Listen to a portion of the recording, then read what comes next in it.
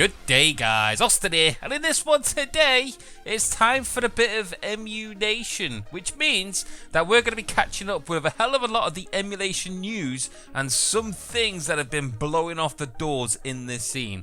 First off then, we're going to be taking a look at CXBX Reloaded, the original Xbox emulator, and how this has been progressing over the last 12 months. It has been a system which has been neglected for a long time, and I'm going to be bringing you up to speed of about where we're at right now. Also, the PlayStation 3 emulator, RPCS3. This has been having a few overhauls, if not already, but in the near future. Things are changing for the better and for the good. Elsewhere, I've got an emulator that I've refused to talk about due to some of the tactics that have been used in the past. So I'm going to be bringing you up to speed on that one. And of course, as always, we can't have an emulation report without a bit of Cemu. So let's bring you up to speed on that also in terms of Wii U emulation. Other than that, I want to bring you up to speed with my channel, what's been going on, and as always, me talking far too much. So I'm going to cut this short and get straight into it. So without further ado, let's get stuck in.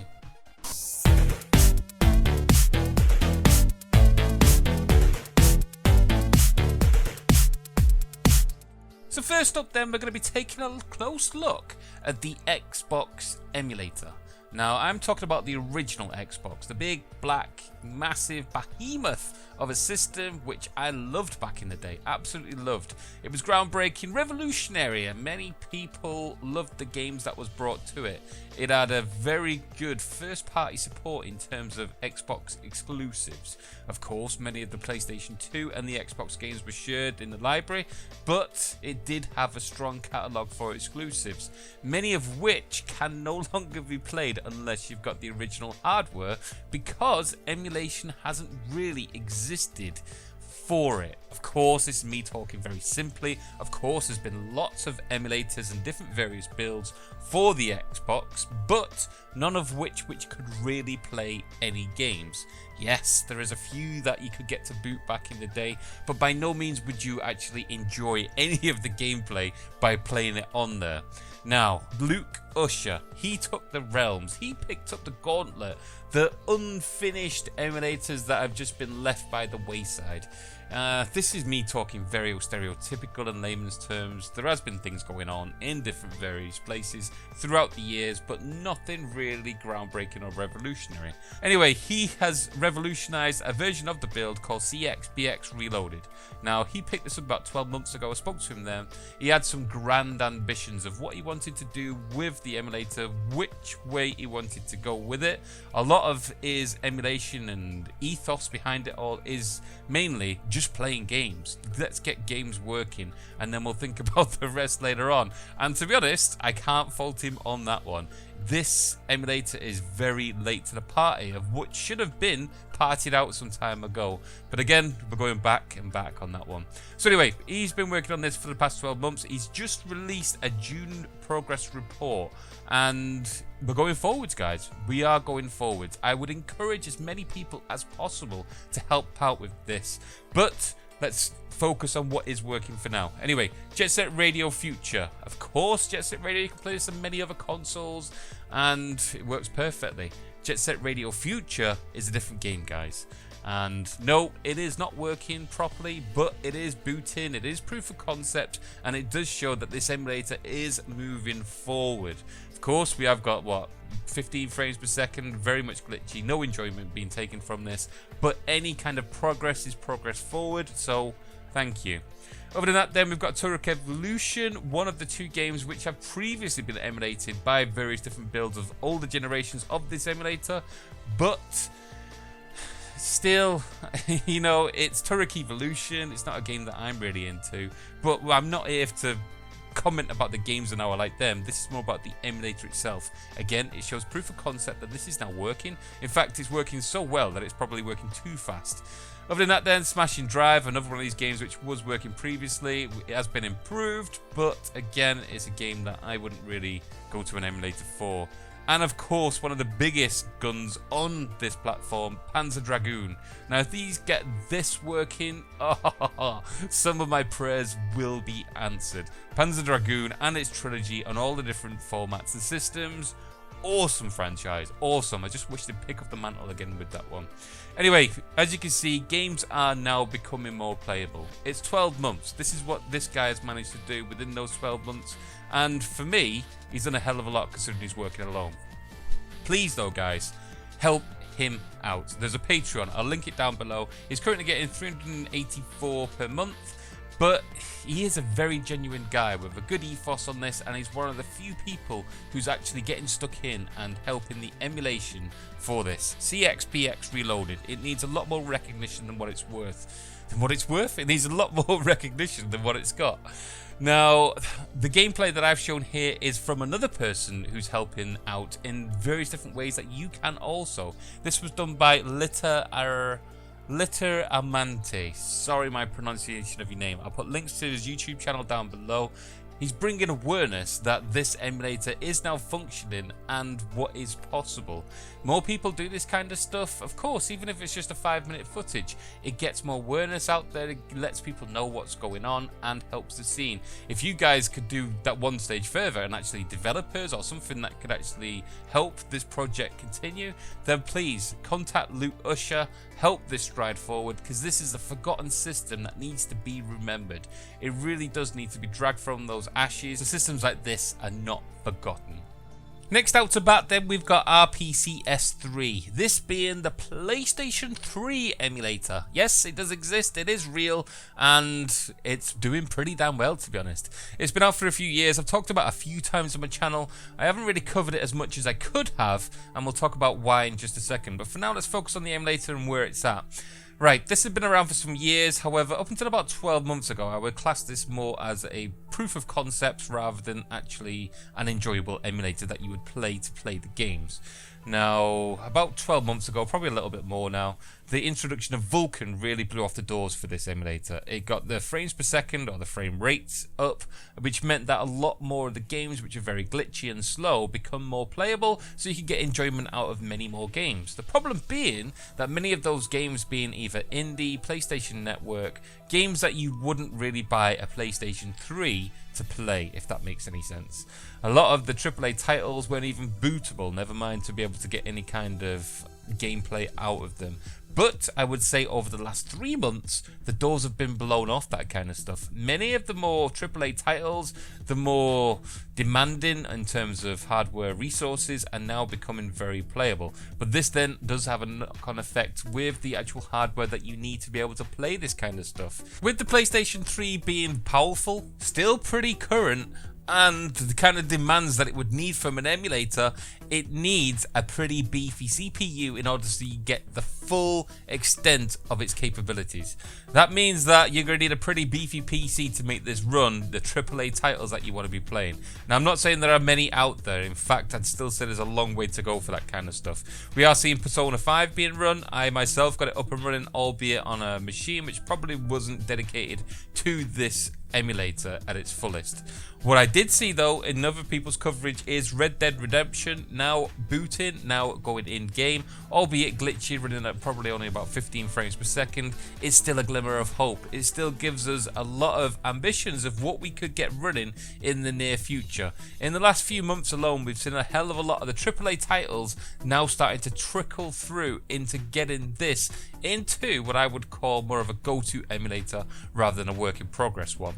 Hopefully more people will jump on board, it will gain more support, but the developers themselves are saying that they want to head in, well, they've got ambitions for it. So now they're giving save game implementation and the use of multiple saves manager. This means that a lot of the features that we would take for granted of many of the other emulators are now being not just introduced, but they're being streamlined and taking that one stage further, something which is what emulation is all about. Also, there's talk of improving the GUI and a much smoother, user-friendly experience. This is paramount for me for this emulator. When I first picked up this the first time round some time ago, it took me almost a day to figure out how the hell to just get a game to load. Never mind how to actually enjoy the game. Yes, it has become a lot more streamlined. A lot of the stuff and the options has now become far more automatic, but there is still a lot of hoops to jump through before you actually just get a game to launch. Hopefully in the future, with a lot of these ideas and a lot of the teasers that they're giving us with, it will just be a case of, well, same as every emulator hopes, putting in a game, sorting out your controls and getting it working. But any kind of stride forward with getting it more user friendly, please do so. Now, before we start getting into what you can do to help and all that kind of stuff, I do need to say the community, the developers and everyone about this have been awesome over there. They really have. It's just like every other community in the emulation scene. But I will say, when I released some coverage some time back showing some of the new breakthroughs and some of the games which are now becoming playable, there was quite a lot of saltiness and hostility. It's not something that I would, well, I appreciate in this scene in general. By no means am I a professional or anybody that represents anybody else. It is me, my opinion, and my channel is all just dedicated to my experiences and how I like things to go. I'm not saying it's the way it should be or anything like that. I'm not saying my words of wisdom or even gospel, but it doesn't mean to say that I'm not a user like everybody else and that I shouldn't be treated as a user as everybody else. So I'm not going to dwell too much on that, but it would be nice to see more positivity coming out of that Bandcamp rather than negativity. In terms of your support then, of course, you can go over there, you can help by spreading the word with making videos, testing the emulator itself, adding to the compatibility reports, and of course they have got a Patreon available if you want to donate to it. It's a donation at the end of the day, nothing behind a paywall, so it encourages and helps out the scene no end. But whatever you do, just make sure you give these guys a holler, thank them for all the great work that they've done, and I look forward to some of these ideas that have been flooding out of the woodwork recently. Elsewhere, I want to do a quick update on Cemu. For those of you who haven't been on planet Earth for the last couple of years, Cemu is the Nintendo Wii U emulator, and an awesome emulator it is. It came out of a flash in the pan of nowhere, and it hit the scene running and has only gained momentum. Now, over the last couple of months, the turbulence, the turmoil, and the troubles and woes that people have been complaining with. For me, it's because money got involved. I think they brought it in a pretty logical way. If you want to get your hands on it a week early, then you can donate $5 and you get it a week early. That doesn't mean that you've got the authority to say what happens next, which games need to take happen. Of course, have your say, have your thoughts, voice them, put them out there, but don't start crying because your game isn't working. That's not how emulators work. Now, we all know Zelda Breath of the Wild, no matter what anybody says, that has been the biggest influx, especially monetary wise, for making this emulator blow up. Now, people are fixated on just getting that game working. There's complete channels that are just dedicated to getting that game working. It's crazy how much it has come on. But please, guys, please, the last couple of months, the actual developers have been working on more behind the scenes stuff with the emulator to make it work more streamlined, assess many of the biggest bugs. For me, the shader cache, one of the biggest ones there, they've been trying to work on that, which for me was probably bigger than any of the other things that people are demanding right now. So yes, spoiler alert, you're not going to get Zelda Breath of the Wild running any better than you would on a console. For me, the definitive version of this is to be played on your Switch. Next, Wii U. Next after that, you are looking at your emulator. But do not spoil this masterpiece of a game by running it that way. However, something that the Cemu does do is emulate a hell of a lot more games than Zelda Breath of the Wild, and it emulates them pretty damn well. A lot of the first party support, Mario titles, Mario 3D World, Mario Kart, all that kind of stuff not only is playable, but it far surpasses that than the original hardware can even cope with, even by Switch standards, which is testament to how far this emulator has come. Who knows where it'll go in the future, but for me, the guys over there are doing awesome work. I hope it strides forward. I hope it stays positive, especially in the scene, and I look forward to the next version of this emulator and see what it can come up with. I think it's about time we did a full emulation report on this and have a catch up as to where it's been and where it's going, along with how it's actually playing on original hardware in comparison. Of course, then we could throw into the equation maybe decaf and see what's happening with her. The possibilities are endless, but this is only due to the fact of the hard work in the emulation scene making these emulators in the first place. And with everything in mind, thinking back at how people think about emulators, some of the dubious things that's gone on and all that kind of stuff we just talked about, it now brings me on to probably my most dubious emulator of all time, which is Project 64, the emulator for the Nintendo 64. And what an awesome emulator this is too, or at least it was. Oh, they ruined it for me. They ruined it. It's like looking at the last scene of the Planet of the Apes. Why? Why did you do this? They did awesome out the gates. They brought an emulator which could emulate the Nintendo 64 like it's never been seen before. We were enjoying games like no one's business. And I had a huge smile on my face every time I picked up Mario and made him do the Mario stuff. What did happen though was, for me, and my interpretation of the way that things were handled, they tried to cash in on it all.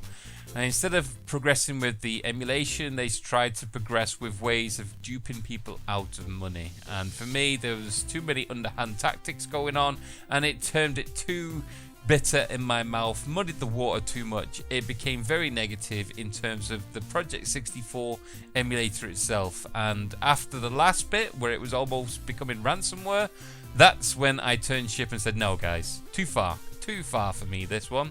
But after being contacted the other week from undisclosed sources and given privy to quite a lot of information which is gonna break out pretty soon as far as I'm aware, Project 64 turned over a new leaf. It's looked to the light. It is breaking through and coming up with new ideas to spur it forward in terms of emulation rather than what it can cash grab on. Now, I'm being very negative still. It still hurts me to say what they've done in the past. But with its history, its pedigree, where it's been and where it's come from, it deserves a second chance in my eyes. It really does. I'm not saying my opinion is paramount. I'm not saying I've got all my facts right. But from what I've seen and my interpretation of it all, I cannot wait for them to turn over a new leaf and stride Nintendo 64 emulation further even more. In the last couple of years, things have been improved. We've seen new plugins come in, new people working on it, old people coming back and striding it further even more. But seeing Project 64 rekindle its top grasp of being the best emulator and of course ploughing this further forward, I can't wait for that to happen. Please guys, please do good. Keep me informed about what's going on over there, and I cannot wait to be positive news to the public about the grand old days of Nintendo 64 and how they managed to turn it round for the best. Thank you, Project 64. I hope it does come through. So that's about it for the emulation report, to be honest. But don't worry, don't fret, there is a little bit more to come. I want to look forward now for some of the videos I want to get out in the next week, which is, first off, NESCADE. This was given to me by one of you guys. You actually shipped it over to me months ago. I've been waiting and waiting to cover it, waiting for my studio to be finished, and it's just been taking me ages, which meant that this has been neglected for ages, and all I can do is apologize to Mike, the guy who sent it in. It has been wounding me inside. So it needs a little bit of a fix up from the actual packaging. It probably needs a bit of an update, so I'm going to get all over that, and I hope to get this video out this week to show you what this guy has done to make magic. Also look forward, because now my studios are finished, I've actually got one for recording in and one for actual video recording in, which is awesome. It means that I can now get more hands-on stuff done, so look forward, because I've got a whole build with a retro computer and bringing it into modern day technology stroke emulation. This is going to be awesome. Other than that then, guys, please, as always, let me know in the comments down below if I've messed something up as per normal. If you don't agree with anything that I've said, if you've got any news or anything in particular that you want to share with the world. It's been a pleasure as always bringing this to you. Please like, please subscribe. Please do everything in this world of emulation, gaming, hobbies that involve smiles. But most of all, you have a good day. Laters!